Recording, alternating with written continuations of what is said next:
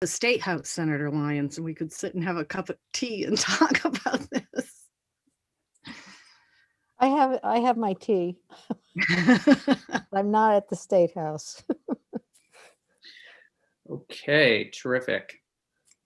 Welcome back to Senate Education. We are kind of staying in the same general area in a way. We are hearing from the Department of Health first and then from Mr. Nichols, but we're shifting to our letter to appropriations. And as I mentioned when we arrived, we have two documents going kind of simultaneously here. We have a letter to appropriations, which the chair basically said, just give me the numbers. They're not going to be putting in policy recommendations with these numbers. And we also have a literacy bill where we could frame some things around how dollars are spent, et cetera. So let's take a look at we're looking at two numbers. We're first going to be working with the Department of Health, and we'll be hearing from the Agency of Education, I believe it's tomorrow, on the first item that we mentioned in this letter to appropriations, and that has to do with the Agencies of Education and Department of Health. Thank you, Senator Lyons, for focusing on this. We before had DCF also there, but I think it makes sense for us to tighten this, have these two groups work together to educate parents on the signs of depression, suicide, and provide information and resources for assistance. This returns us to the conversation we had early on with our educational partners, superintendents, teachers, school board members, principals, et cetera, that identified, just mental health and trauma and students coming out of this experience. And I see with us, I believe, is it Mr. Englander that is going to speak to this? I'm not sure. Mr. Chair, I'm available as ballast, but we actually have Elisa Stahlberg, who is the Director of Maternal and Child Health, and she's going to be the department's main witness. Ms. Stahlberg, thank you so much for joining us. I'm glad to be here. Thank you for having me. Again, my name is Elisa Stahlberg. I'm the Director of Maternal and Child Health at the Health Department. I also lead the School and Child Care branch of the Health Operations Center in the COVID response, and have been working very closely with the Agency of Education and the Child Development Division at DCF, particularly around the school and child care guidance as it relates to COVID. So appreciate you having me here, and I just will share a few thoughts and then happy to answer questions and talk to you more explicitly about what what the proposal is. But as you know, I believe you've received testimony on this topic quite a bit, but we are definitely seeing higher rates of depression, anxiety, suicidality, concerns around trauma among children and youth who are going through this response, as are their parents and families and all of us adults. We are deeply concerned, and we've done quite a bit also in partnership with the Department of Mental Health to provide some of that messaging very early on in the response, sort of anticipating this, but knowing that it's now going on a year.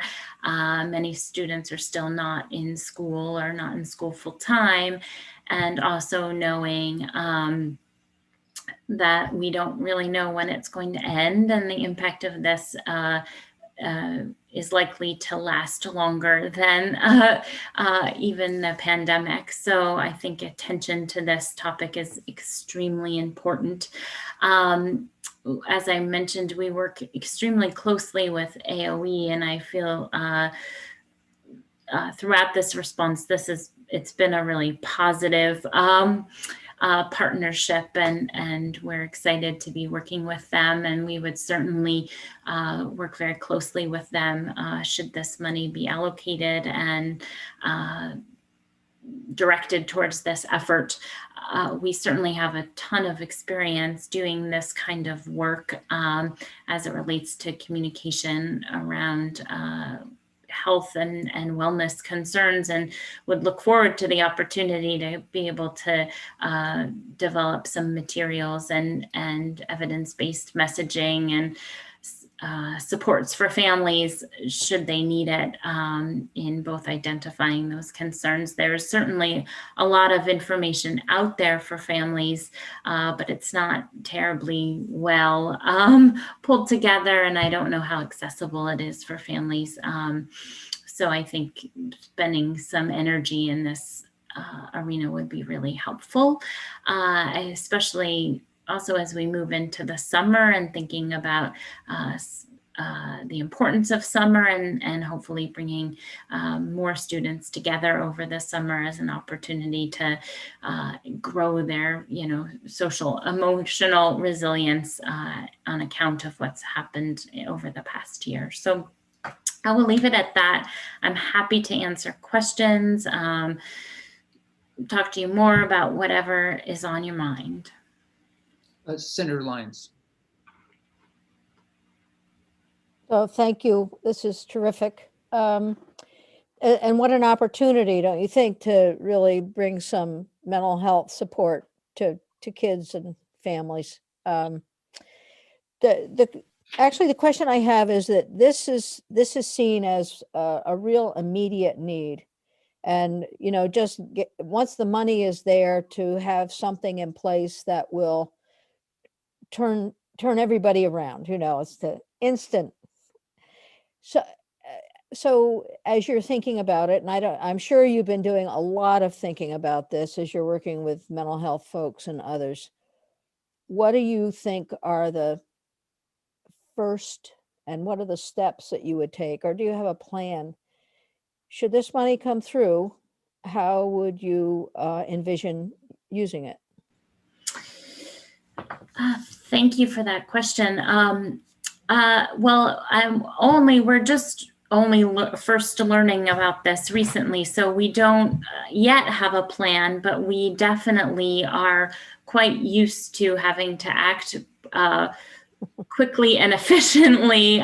We've only learned to do that more so in the last year. So I think our first plan would probably be to work initially with AOE and then our other agency partners about really where are the gaps and what are the needs. But I imagine that we would work most closely with one of our communications partners. We've done a lot of work around, particularly right now, we've done a lot of messaging around perinatal depression.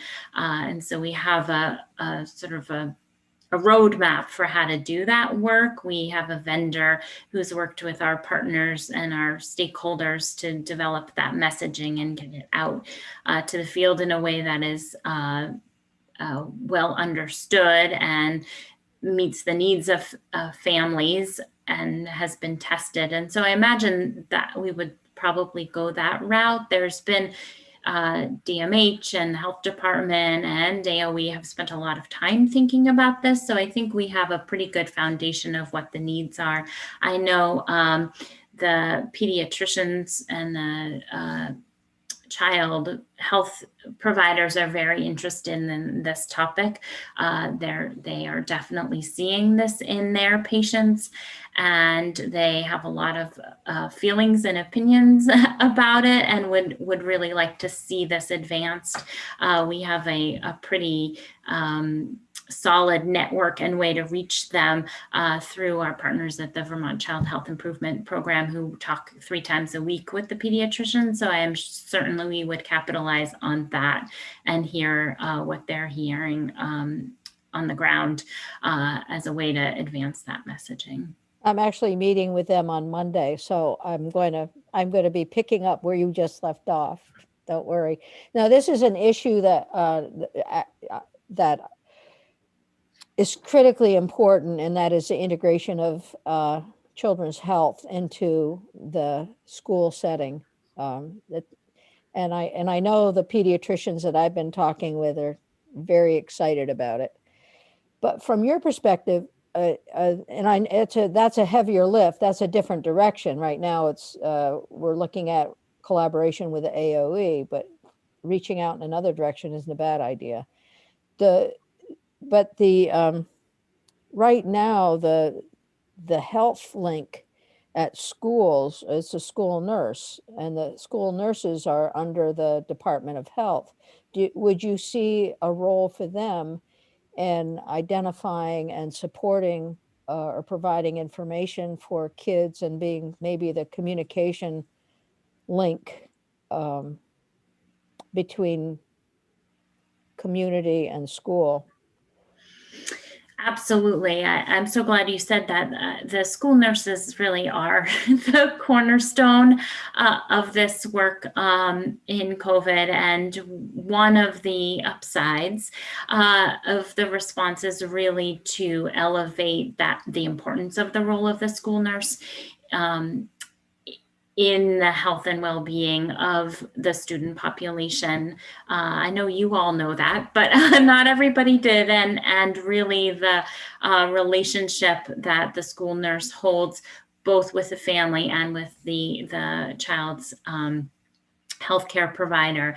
And we have an we've always had a very strong relationship with the school nurses across the state, but that has only grown in the COVID response. We, as you may know, we work directly with them. Our staff are on the phone with nurses and COVID coordinators all day, every day. So we know them on a first name basis. We have an exceptionally strong new school nurse consultant that works with that group. And so I think we would certainly capitalize on those relationships, both in defining what the problem is, what the needs are, and then also using them as the platform in which to communicate with families and communities about this topic.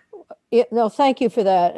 And because when I've talked with folks in different schools and brought up the issue of a need for counseling and support, a lot of our counselors see themselves more as academic counselors and not in the role of support services for emotional issues or mental health issues. So having someone as the cornerstone, as you said, who can deal with these really complex issues is neat.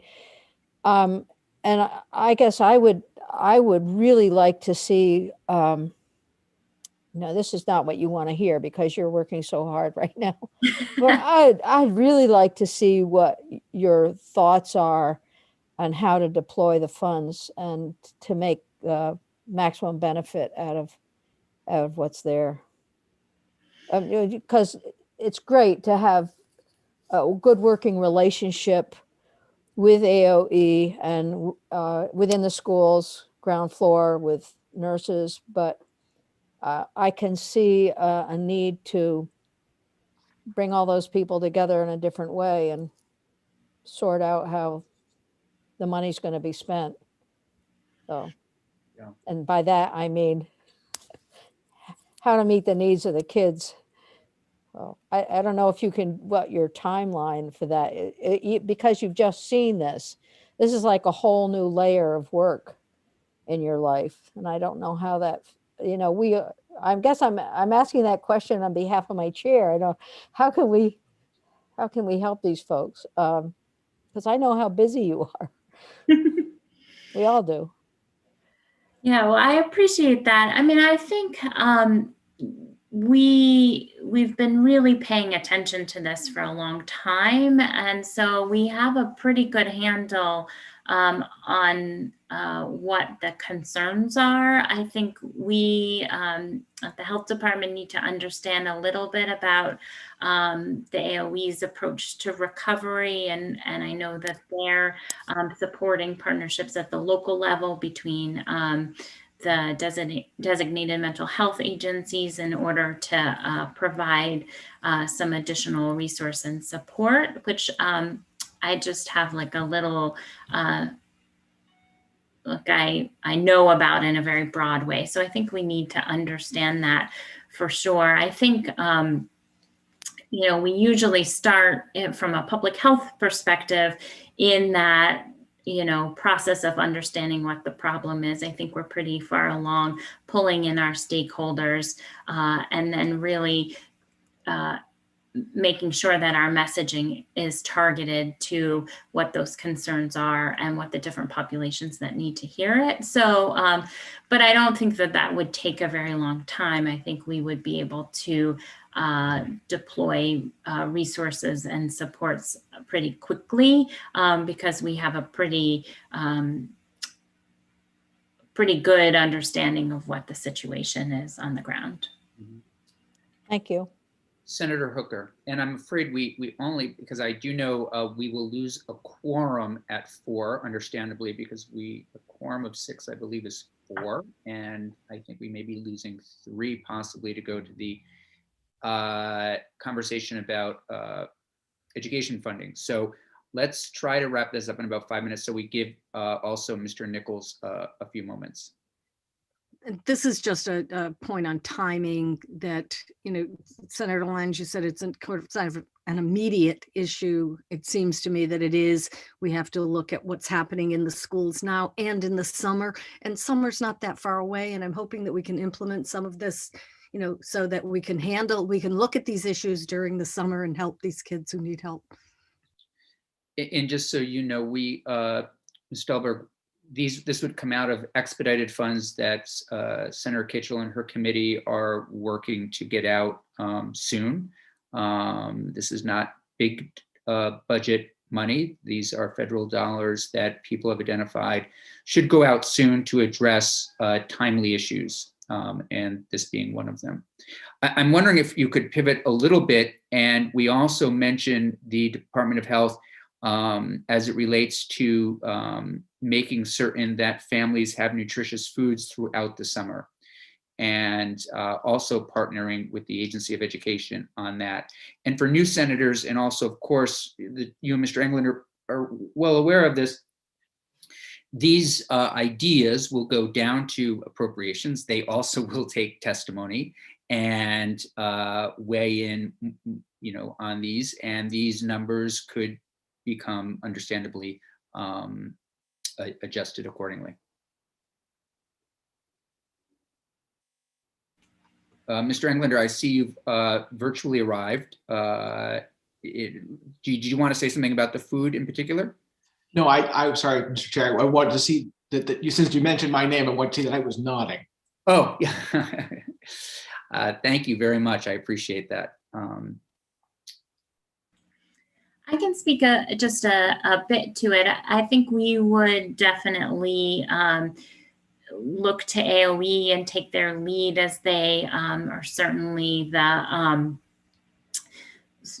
architect behind school nutrition services. I think we would want to think really broadly, particularly in the summer, as there are lots of programs that are not in schools and are less sort of in the realm of AOE. I know you heard testimony from Holly Morehouse at Vermont After School, and I know this is extremely important to her. So I think we would certainly continue to work with Holly and with AOE in an effort to make sure that families had access to nutrition services. I think we've worked quite a bit around within the guidance to make sure that students who are working or who are remote have access to those foods. But it's certainly a major priority for the health department, and we would work very closely with AOE. But I would need likely to have more conversation with AOE about how they see our role beyond just supporting the importance of it. Great. Would you mind doing that? Reaching out to your partners in AOE. We're going to have Secretary Fringe in tomorrow also to weigh in on these 2 points in particular. So if you can work with them, this evening, tomorrow, that would be terrific. It'd be really, really helpful. Absolutely. Great, thank you. Any other final questions or comments before we shift for a few moments with Mr. Nichols? Okay, thank you both very much. Look forward to hearing back from you tomorrow or through Secretary French on both of these items. And I would say what we're going to ask Secretary French is basically the same thing. Is this partnership, does it make sense at this point? And we're also hoping both of you could come down with a little bit of some kind of agreement around what that cost might be. And I know that's a hard thing to actually say, but to get to, but it would be great. Thank you. Thank you. Great. Mr. Nichols, thanks for your patience. We know you too have had a crazy day, but I do appreciate you fitting us in for a little bit. You had reached out to me last night, and along this line of appropriating dollars for literacy, I think we're at this moment where generally, again, we're interested in doing this. We don't know a dollar amount. You mentioned to me that, $500,000 isn't going to get us much. We also heard testimony that, we also don't want to put in so much that it's not going to be used right away. So that's the other piece of it. In other words, if all of a sudden we could get these dollars on the ground and work with teachers, et cetera, great, but we also don't want to send something down to appropriations and then for them to hear, we really can't get these dollars out. So part of that will be a conversation with AOE, but you contacted me about the low amount that $500,000 represented. So wondering if you might say a few words. Yeah, so first of all, I don't know if Jeannie shared my testimony, but it's just quick back of the napkin stuff that I did last night. So if she has shared it or not, I can rewrite it because it's not as accurate as I would like it to be. I just got off the phone with Vermont NEA a few minutes ago while I was waiting to testify. They estimate there's around 2,000 teachers in grades K through 3. I was doing my math based on around 4,000. I forgot to subtract librarians, art teachers, special educators. I was just doing it off the top of my head. Mm-hmm. Anyway, the way I came out with it would be that if you were trying to develop something where there was professional learning for all teachers in grades K through 3, which is where I thought maybe where you folks were going, it would have came out to about $250 a teacher, which doesn't really buy you a lot. So my thought was if you were going to require or ask or provide funds for every teacher to have a high-level graduate course training, perhaps done at their own school or supervisory union or region by some entity that knows what they're doing, similar to what the Williamstown teachers were talking about, then I was thinking that was going to cost a lot more than that. Excuse me. So I came up with the number $5 million because I just simply doubled what I thought you need for 4,000. So if it's half that many, then maybe we're talking 2.5 million. And I really don't have a magical number. I'm just thinking if you want to do it well, it's going to need to be a week's worth of training probably for teachers. And that doesn't touch your teachers that are in grades 4, 5, 6, if you're trying to address all teachers. And I thought that's where you were trying to go. So that's where my thoughts came from. Yeah, I think a couple things. First of all, thank you for that. Very helpful. We were looking at one point that, if we could make a $2,000 investment in each teacher, given the cost out there of whether it's Stern or other programs or institutes of higher ed, that would be, that'd be a pretty big investment and an important one. But again, these would be, go through the Agency of Education. And I think in some ways we would just continue to take testimony on how we would direct them. Or we would allow, again, the Agency of Education to actually, make these decisions around, where and what teachers, might get and what districts might get the attention. Yeah, and I have no problem with that. When I first saw the memo or the draft memo, I was worried that you were sending that to appropriations thinking that there's all the money we really need for professional learning. And I didn't want you guys to step into that quagmire. That was my only worry. No, I appreciate that. And we're still, like I said, this will go down the hall. They'll also take testimony. And I think we'll have a conversation tomorrow with Joint Fiscal a little bit, just to get a better sense of whether or not we're nearing into, the numbers that we can ask for. And I think that'll also help us at this point. So. Makes sense. Yeah, any questions for Mr. Nichols at this point? Jay, thanks for joining us. Of course, anytime. Really appreciate it. All right. Be well, folks. Thanks, you too.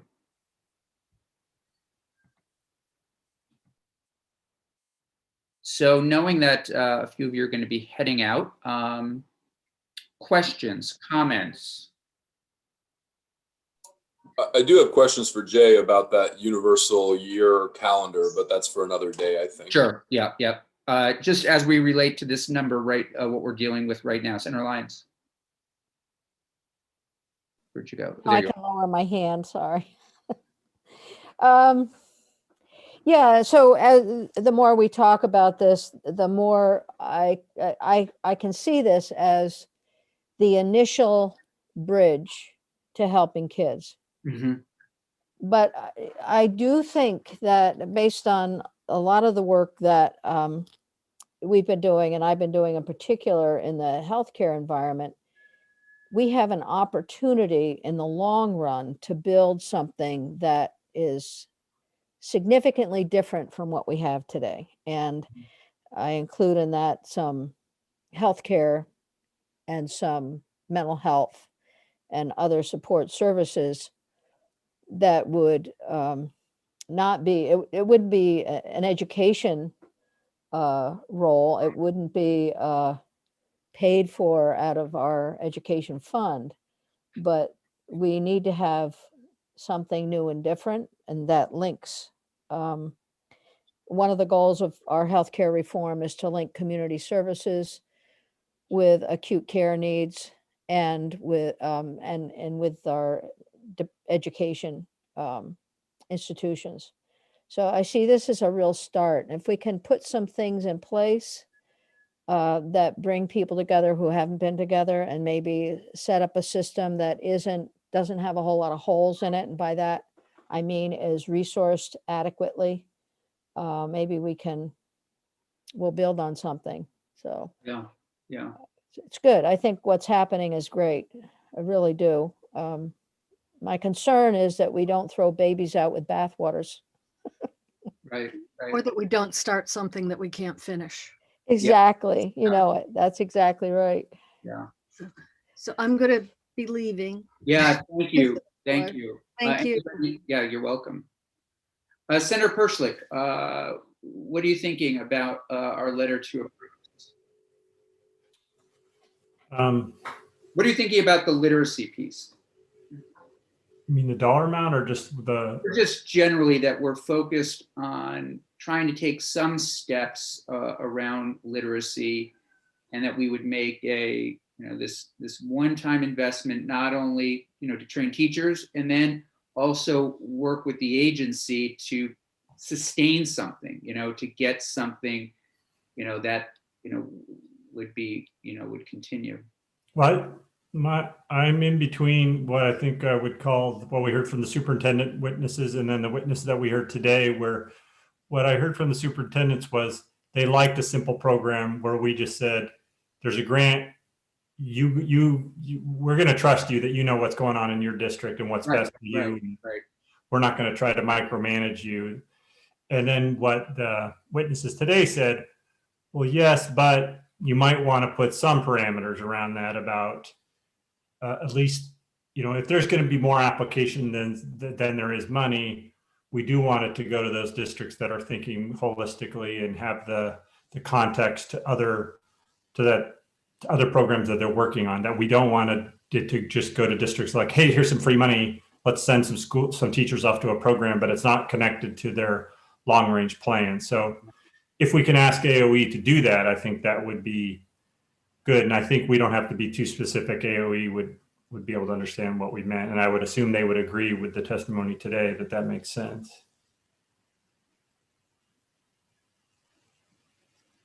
Yeah, that's helpful. I thought the testimony today was good from the Williamstown folks, but also from Colchester, literacy person and the UVM professor. Yeah, it was the one thing that was so somewhat startling. Well, no, when the teacher said that they left their education experience, and of course, none of us asked where that was, and which is, I think, was the right thing to do, but and didn't feel like they could teach kids how to read, and they were being trained as elementary school teachers. Yeah, that's a problem. But I'm impressed by what Williamstown has done around sending teachers to Stern, getting them trained, and then I was so impressed by the teachers recognizing and being interested in kind of continuing, their learning by training other teachers. And so I thought that was great.